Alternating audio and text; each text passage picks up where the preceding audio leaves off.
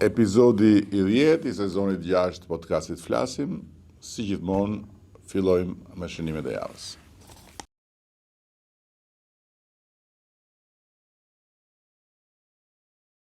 Shënimi i parë lidhet pashpakshmërisht me impaktin e luftës së Shtetet Bashkuara të Amerikës dhe Izraelit, të cilën ne mbështesim plotësisht kundër makinerisë së regjimit kriminal të Teheranit mbi çmimin e naftës.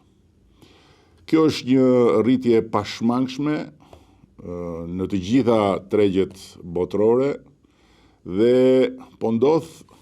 në të gjithë botën pikërisht si pasojë e kputjes së zinxhirit të vlerës që qarkullon në shkëmbimet tregtare në një pikë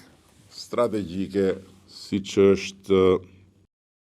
ngushtica e Hormuzit. Gjithsesi, nga ana tjetër, ne nuk do të rrim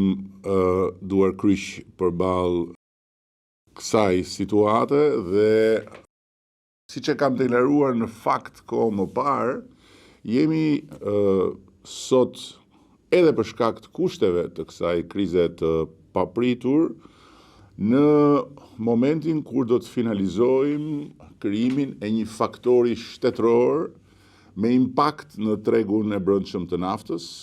i cili do të luajë rolin e stabilizuesit të tregut,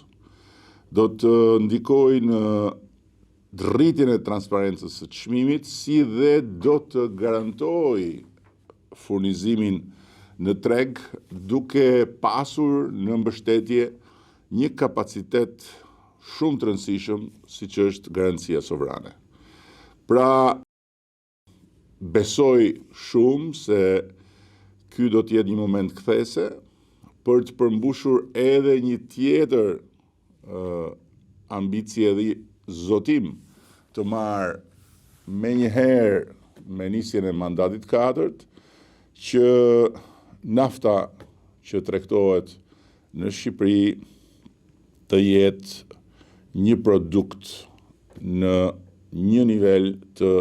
pandikuar kaq fort nga luhatjet në tregjet ndërkombëtare. Dhe kjo është plotësisht e mundur. Paralelisht, Ministria e Ekonomisë ka ngritur një task force të përbashkët me Ministrin e Financave, duke vënë në veprim administratën tatimore dhe doganore, nga njëra anë me qëllim rritjen e kontrollit në tregun e hidrokarburave dhe parandalimin e çdo rritje abuzive të çmimeve të karburanteve, dhe nga ana tjetër për të studiuar me shpejtësi edhe një ndikim mbi fenomenin abuziv të rritjes së çmimit të ushqimeve. Ky grup operacional do të fokusohet me një plan të detajuar në të gjithë zinxhirin e tregtimit të karburanteve, si në shumicë ashtu edhe në pakicë, ndërsa çmimet do të jenë nën monitorim të vazhdueshëm nga institucionet përkatëse. Po ashtu, projektligji për rezerva strategjike të naftës është tashmë në konsultim publik. Përkon me këtë situatë, po është një nisëm e ndërmarrë kohë përpara krijimit të kësaj situate, parashikon një krijim rezervash që shtrihet nga 1 në 3 muaj të naftës, por e thash dhe më parë, ambicia jonë shkon përtej kësaj dhe besoj se në pak muaj qytetarët do të mund të prekin fillimin e një ndryshimi të shumë pritur në tregun e karburanteve. Këtë javë, gjykata kushtetuese mori dhe mendim për çështjen e TikTokut, në ndërkohë që në fakt nuk kishte më çështje, pasi si rezultati bllokimit të TikTokut disa kompare për arsyet që janë bërë publike dhe sipas kërkesës së 95% të prindërve dhe të mësuesve, ne hym në një dialog konstruktiv me kompaninë dhe kompania mori përsipër dhe filloi implementimin e një sër masash të reja në ofrimin e këtij shërbimi për audiencën shqiptare. Megjithatë, gjykata ka vazhduar në inercinë e vet dhe në fund ka dalë në konkluzionin se qeveria nuk provoi se bllokimi ishte mjeti vetëm efektiv. Tani, vendimet e gjykatave natyrisht janë për të zbatuar, por unë nuk mendoj se vendimet e gjykatave janë në të gjitha rastet edhe për të mos u komentuar. Sepse them se është mirë edhe për trupën e prokurorëve dhe gjykatësve të Shqipërisë që të përballen me opinionin e kritikës gjithmonë konstruktive për të përmirësuar dhe ata punën e tyre, pasi të trajtuarit e tyre si lule mos më prek edhe pasi kam përfunduar proceset, nuk ndihmon në përmirësimin e cilësisë së drejtësisë. Dhe faktikisht ne kemi sot në zotrim fal atij bllokimi, filtra algoritmik apo të verifikimit moshës, kemi një sër masash që lidhen me gjuhën e dhunës, me vetë gjuhën shqipe që ishte fare në radarin e TikTokut deri në atë kohë, dhe kemi një realisht bashkëpunim konstruktiv me platformën. Kështu që ndalimi i përkohshëm solli pikërisht të gjitha këto rezultate. Një kompani shumë miliardçe erdhi në tryezë bisedimesh me një shtet të vogël, i cili në të gjithë vlerën e vet është nën vlerën e kompanisë dhe nuk është i vetë mbi shtet. Këto kompani janë më të mëdha se shumë shtetet marrë së bashku për nga kapitali, vlera e kapitalit që ato kanë në zotrim. Dhe këtu hyn gjykata kushtetuese, si kofini pas të vjelit, dhe nuk merr parasysh detyrimin kushtetues, që Kushtetuesa e Shqipërisë e përcakton qartë se fëmijët kanë drejtën e një mbrojtje të veçantë nga shteti, dhe se duhet mbrohen nga çdo praktikë që mund dëmtojë shëndetin e zhvillimin e tyre, dhe nuk merr parasysh as faktin që bllokimi i TikTokut nga ana jonë jo vetëm që nuk u kundërshtua apo nuk u vu në dyshim nga institucionet ndërkombëtare, duke filluar nga Bashkimi Evropian, po përkundrazi, u komentua pozitivisht në një sër platformash mediatike të shumë shteteve në Europë dhe përtej saj, në një periudhë kur shumë vende përpiqen të marrin masa të tilla. Dhe kur faktet tregojnë se algoritmat e këtyre platformave mund të prodhojnë efekte të dëmshme tek fëmijët, nga ankthi deri tek sjelljet vetlënduese apo tek shfaqjet brutale të dhunës që mund të çojë largqoft deri në humbjen apo marrjen e jetës së tjetrit, atëherë mosveprimi i shtetit nuk është neutralitet dhe në këtë kontekst e ashtu quajtura liri e fjalës me të cilën abuzohet kaq shumë nuk ka absolutisht as edhe një lidhje. Gjithsesi, gjykata kushtetuese e ka marrë vendimin e vet, një vendim i panevojshëm në rastin më të mirë sepse nuk kishte më konflikt dhe nuk kishte më se çfarë të diskutohej, dhe ndërkohë ne kemi bërë punën tonë dhe kemi marrë atë që prisnim të merrnim nga bllokimi i TikTokut. Kam një shënim veçantë për sa i përket një çështje që ka marrë vëmendje mediatike dhe që si të gjitha çështjet e tjera të kësaj bote kur marrin vëmendje mediatike në kohën që jetojmë, mbulohen nga një mjegull e madhe marrëzish, fantazish, budallëqesh, liksish dhe me një fjalë vetme dizinformimi. E kam fjalën për çështjen e portit të ri tregtar dhe ushtarak të Porto Romanos. Tani, ne jemi jo në të drejtën, por në detyrën tonë të riorganizojmë rrjetin portual të vendit, të ndryshojmë funksionin urban të zonës Durrësit,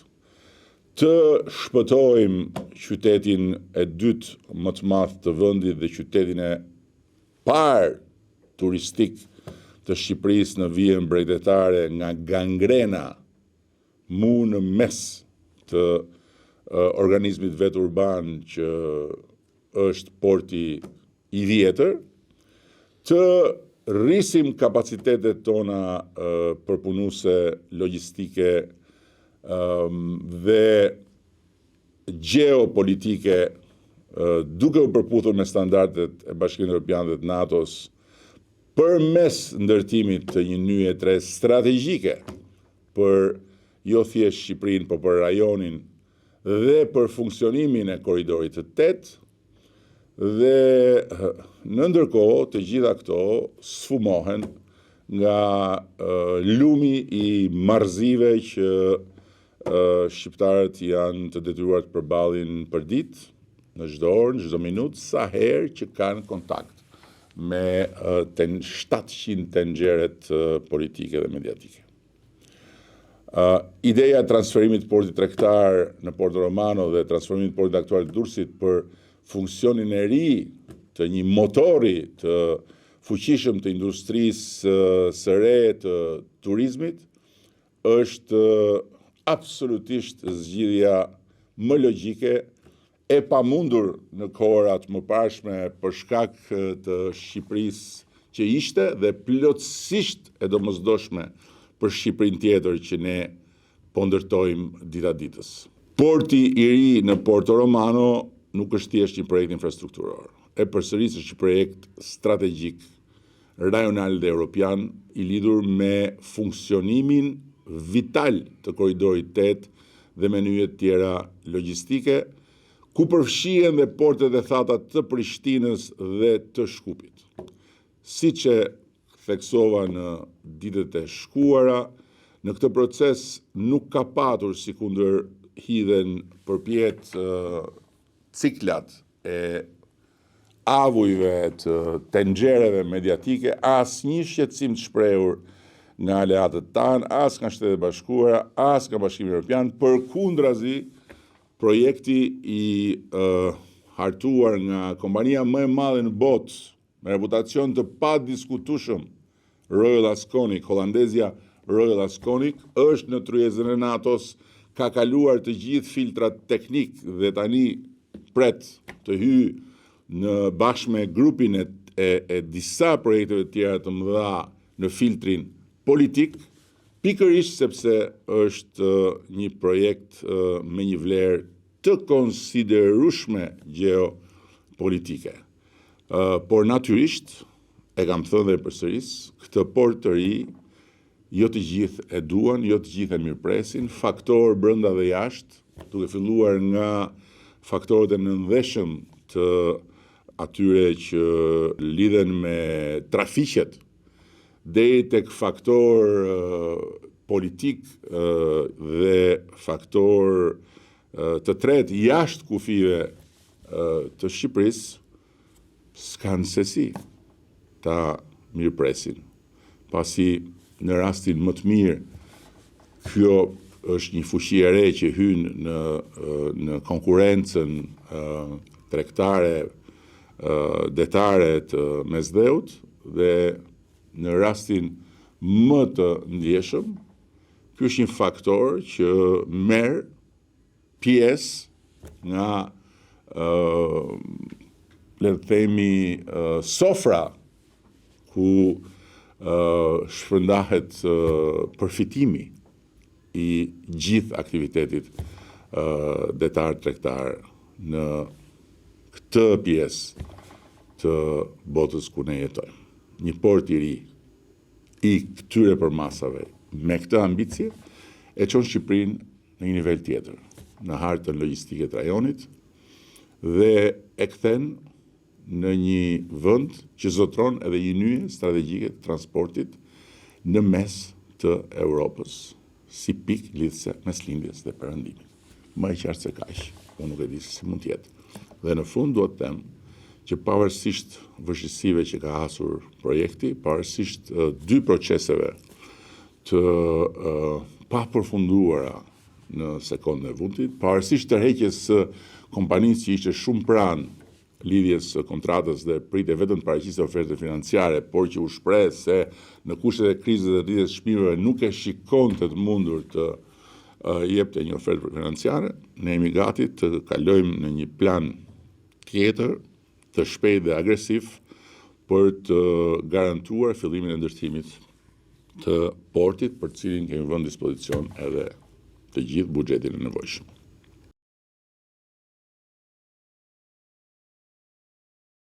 Kuvendi i Shqipërisë i dha fund një diskutimi, debati, polemike, përplasje të gjatë lidhur me kërkesën për të autorizuar heqjen e lirisë së një deputeti. Dhe çështja e deputetes Belinda Balluku, sipas meje, sipas nesh, është një çështje e mbyllur. Kuvendi u shpreh, pasi trajtoi me shumë përgjegjësi dhe me kujdesin më të madh të gjithë çka ju vu në dispozicion dhe nuk e autorizoi kërkesën me vlerësimin se kërkesa është në vazhdën e një kuturisjeje e cila nuk mund të vazhdoj pafundësisht, ku njerëzit trajtohen si të ishin mjete në dispozicion të luftës kundër korrupsionit, edhe kur nuk bëhet fjalë për korrupsion, edhe kur nuk bëhet fjalë për përvetësime për interesa personale, edhe kur nuk bëhet fjalë për ndonjë arsye që mund të pengojë zhvillimin e hetimeve dhe merren edhe futen brenda duke praktikisht e kthyer Shqipërinë në delen e zezë të Këshillit të Europës, të gjitha vendet të Këshillit të Europës, jo të Bashkimit Evropian, si vendin me më shumë të paraburgosur, pra të kyçur brenda pa gjyq, sesa të burgosur, pra të gjykuar dhe të dënuar. 58% e popullatës që ne kemi sot në sistemin e burgjeve të Republikës së Shqipërisë nuk janë gjykuar, por janë në burg dhe jetojnë me taksat e shqiptarëve në vend se të jetojnë me punën e tyre jashtë burgut dhe të ndiqen në gjendje të lirë. Natyrisht nuk flas për të gjithë, sepse me siguri mes tyre ka dhe nga ata liria të cilëve duhet kufizuar paraprakisht pasi janë kapur në kushtet e flagrancës, kanë kryer një vepër të rëndë penale, janë shoqërisht të rrezikshëm e të tjera, por në tërësinë e vet, përderisa Këshilli i Evropës ka vënë alarmin për këtë çështje, ne nuk kemi se si jemi të shurdhët, dhe ndërkohë që nuk kemi mekanizma për të frenuar një tërësi veprimesh të kësaj natyre që janë vërtet të rënda dhe justifikohen, siç thot raporti i Këshillit të Evropës, me fjalë të përgjithshme, në këtë rast, me duart tona, ne nuk mund t'i bashkoheshim kësaj kuturisje. Deputeti është i barabartë përpara ligjit, kjo nuk diskutohet. Si çdo shtetas tjetër mund dhe duhet hetohet nëse ka arsye për hetim, por liria e deputetit, si e çdo shtetasi tjetër, nuk mund të kufizohet thjesht dhe vetëm me fjalë të përgjithshme apo me teorinë që prokurori dhe gjykatësi janë të pavarur dhe ata bëjnë çfarë duan. Ata nuk mund të bëjnë çfarë të duan kur trokasin në derën e kuvendit, dhe kuvendi nuk mund të bëj sikur nuk shikon, sikur nuk dëgjon, sikur nuk mendon, dhe të refuzoj të kryej rolin e tij duke praktikisht mbrojtur dinjitetin e vet, dinjitetin e parlamentarëve të Republikës së Shqipërisë, që nuk mund të trajtohen si fajtor pa qenë të shpallur të tillë nga gjykata dhe nuk mund të kufizohen në lirinë e tyre pa pasur asnjë kusht që të çon në këtë drejtim. Pra, në këtë rast, siç dihet botërisht, kemi të bëjmë me një çështje ku prokurori ka ngritur me të drejtën e vet dyshimin dhe ka nisur hetimin dhe ka pastaj ngritur akuzën për shkelje të barazisë në tendera rreth 6 vite më parë, dhe nga ana tjetër nuk ka akuzë për korrupsion, nuk ka akuzë për përvetësim fondesh, nuk ka asnjë skenë flagrance, asnjë provë që të çon në këtë drejtim. Dhe kodi i procedurës penale është shumë i qartë. Mosdhënia e autorizimit pa arrest nuk e pengon prokurorin të vijojë hetimin apo të kërkojë masa tjera. Pra, hetimi vazhdon dhe drejtësia nuk pengohet. Nga ana tjetër, deputetja nuk ushtron më asnjë funksion ekzekutiv. E gjithë kërkesa ishte aty kur ajo e ushtronte funksionin ekzekutiv, dhe pavarësisht se ajo nuk është më në detyrë, prokuroria vazhdoi të kërkojë të njëjtën gjë, duke harruar se faktikisht nuk kishte asgjë të re që kishte ndodhur përveç faktit që deputetja ishte thjesht një deputete dhe që nuk ka më asnjë kapacitet të ndikojë në asgjë për sa i përket hetimeve. Kështu që e përsëris, arresti si masa më e rëndë e sigurimit do të jetë mjeti i fundit, nuk mund të jetë mjeti i parë. Dhe duhet shtoj këtu se të gjithë ata që vuan kujen për integrimin dhe për antarësimin në Bashkimin Evropian që na qenë kaq afër, keni parasysh, janë po ata të cilët deri në këtë moment predikonin ditë-natë se integrimi dhe antarësimi ishin shumë larg. Se integrimi dhe antarësimi ishin një ëndër që unë e shisja për shqiptarët, por që se besoja as vetë, se ne kur nuk do antarësoheshim në Bashkimin Evropian, dhe pa pritur në të gjitha tenxheret u ngritën përpjet kapakët sepse ëndra u prish në çastin e fundit. Këta janë në rastin më të mirë qesharak, në rastin më të keq janë jo vetëm ignorant, po janë dhe shumë të ligjë. Por unë ju siguroj që në asnjë mënyrë rruga jonë drejt antarësimit nuk është bllokuar dhe nuk do të bllokohet për këtë shkak. Është e vërtetë që kemi pasur një diskutim shumë konstruktiv me disa partnerë, të cilët kanë një opinion të ndryshëm, të cilët kanë komplet një tjetër qasje në imunitetin në vendet e tyre, sepse në vendet e tyre nuk fillon dot asnjë hetim pa marrë një herë autorizimin e parlamentit. Ne nuk kemi imunitet të kësaj natyre në Shqipëri, ne kemi vetëm garanci për mbrojtjen e lirisë së deputetëve dhe kaq. Të tjerat, kur thoshte atë Gjerfishta, janë dokra hini.